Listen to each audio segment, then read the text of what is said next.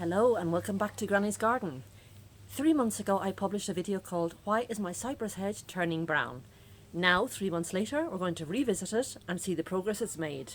In that video I talked about the 4 main reasons for cypress dieback: lack of water, overzealous pruning, aphids and fungus. We had to look at the problems themselves, possible solutions and how to avoid them happening in the first place, especially when you're planting a new hedge. The first thing we dealt with in that video was a lack of water. Now this isn't actually my hedge, it belongs to the neighbour. So it basically faces the south. Now this neighbour doesn't live here.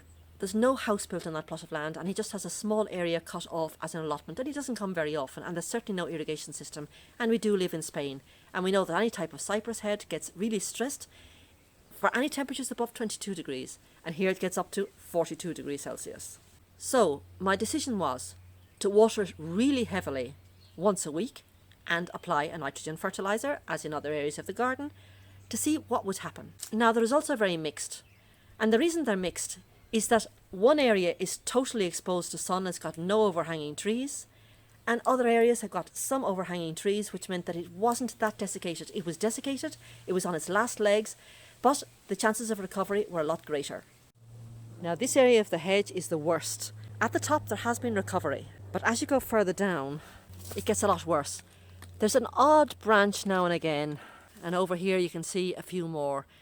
But in general, this part of the hedge, very, very slow and not looking good at all. So in this part of the hedge, I am going to continue watering it, I am going to continue fertilising it, but I think for this section of the hedge, what I'm going to do is plant a very vigorous clematis, probably some sort of Montana variety, and try and cover it, because it's a total eyesore, and I don't think I'm going to get sufficient recovery, if any at all. Now this part of the hedge is doing a lot better. If you can see, there are a lot of green branches poking out among the brown, and certainly the top part of the hedge is coming along quite well. It's still quite an eyesore, but I think there has been a certain amount of recovery and a certain amount of bounce back. So what I'm going to do with this part of the hedge is leave it for a full growing season more. In spring is when I'm going to get the most amount of sprouting, so I just want to see how it progresses. So here, the experiment is definitely going to continue. This last section of hedge is looking a lot better. There's still a lot of brown patches, but there's more green than brown in this section. And the part that's green, if we get up close, is quite dense in some areas. It's still brown in the middle, but there's a lot of green growth towards the outside. So that's looking a lot better than it was, certainly. And if I swing round to the right hand side, this now is on my side of the hedge. That it's getting quite fluffy up here. It might even need a light trim. Certainly it's going to need one on the top. But there has been a lot of recovery there. There's fewer and fewer brown patches here. There is 1 or 2 holes which need to be covered, but there is definite recovery here.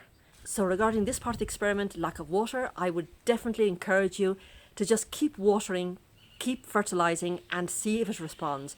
Because you've seen, at least in 2 of the sections, it's responded really, really well. In a further section, it's responding reasonably well.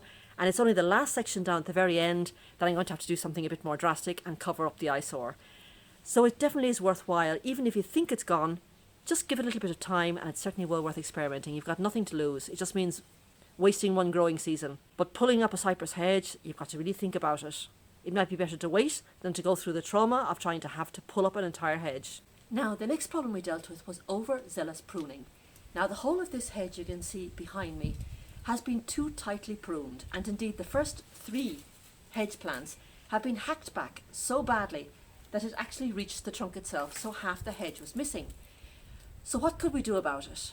Well, the first thing I mentioned is that once you get down to these brown branches, you can't stimulate new growth from brown branches. They're gone. However, you can stimulate new growth from the tree trunk itself. So for the last 3 months, what I have been doing is giving these a good watering every single week, and once a month I have been giving a high nitrogen fertilizer. And what this has done has stimulated new growth directly from the trunk. And if you can see it here, all around the trunk there are new green branches stemming out. Now this is very, very encouraging. However, this process takes time. When something like this has been so severely traumatized, and this hacking at a hedge is severe trauma, you don't bounce back, you creep back the best you can. So it's more a question of time and patience. Further down the hedge, things are looking a lot better. This part of the hedge was tightly pruned, but not hacked. So if you have a look here, you can see it is getting quite fluffy. There's a lot of growth that has been stimulated through the high nitrogen feed. So it is possible to recover a hedge if it's not too far gone. And as you can see, even in the really, really bad part that's been hacked back, if you're patient, you're going to get bounce back. So what you need is a lot of water and a lot of high nitrogen feed to stimulate that new growth from the trunk itself. Also, once you get this fluffy growth, you need to take advantage of those long branches. I have had to cut out areas of brown patches, and these have left holes. So what you need to do is tie in those branches to cover the hole, and that way in about a year's time you won't even know there was ever a hole there before. Another thing that's important to note while we're on the subject of pruning, when you do prune a cypress hedge, make sure you prune it in the direction of growth. This isn't an ivy hedge. You can't sort of like prune it up, prune it across, prune it down. You must prune it in the direction of the growth, because if you don't and you're coming down with a hedge trimmer, it's going to catch, it's going to push it out, and you're going to chop it off, leaving a hole. I'm just going to hop up and see if my hand will do it so you can see what I'm talking about. Always this way, never this way, because this is going to open out. The hedge trimmer is going to chop this off and you're going to be left with a hole. Now by far the worst part of the hedge is the part that you can see here behind me. Now this was completely brown, and this is the part that's been attacked by fungus and aphids. Now the fungus that's attacking it is ceridium. Now what ceridium does is it constricts the sap vessels, which is the equivalent of the human blood vessels. So although I've been giving it a high nitrogen feed and I've been watering it, because of the constriction of those sap vessels, the plant hasn't been able to absorb it and take it up to the canopy.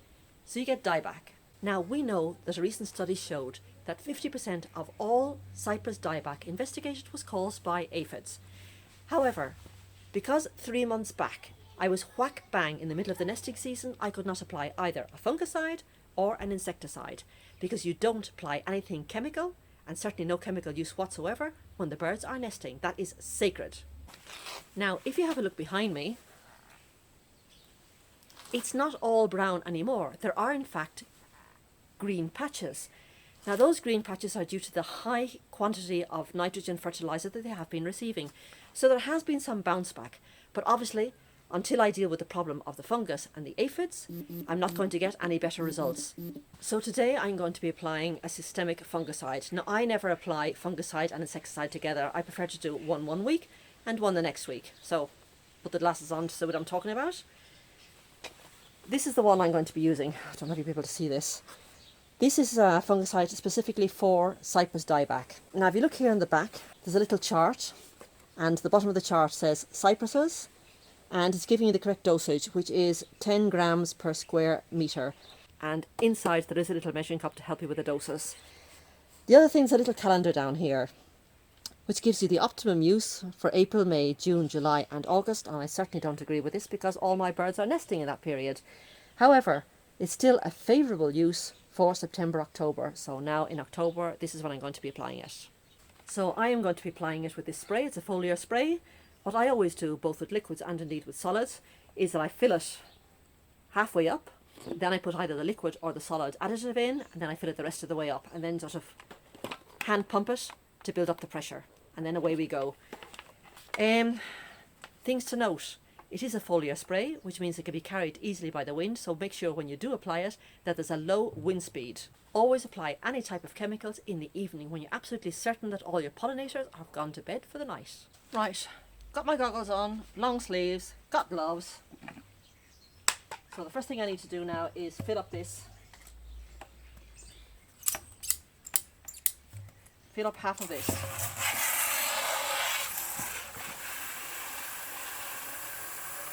Got this little transparent section here at the side, so you can basically see how much you're putting in.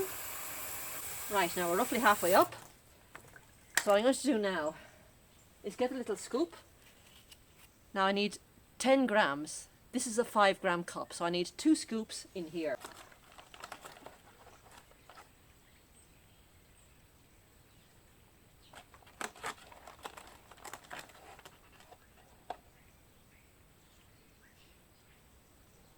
I'm placing the nozzle inside the hole so I don't get a splash back into my face. And now the actual jet of water, the fast jet of water, is going to mix it without having to put my fingers or anything else into it. And there we have it. So now, put that in there like that.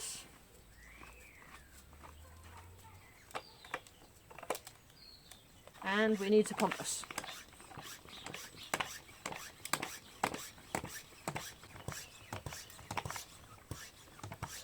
There are battery operated ones, but as usual with me, being a granny, everything's manual.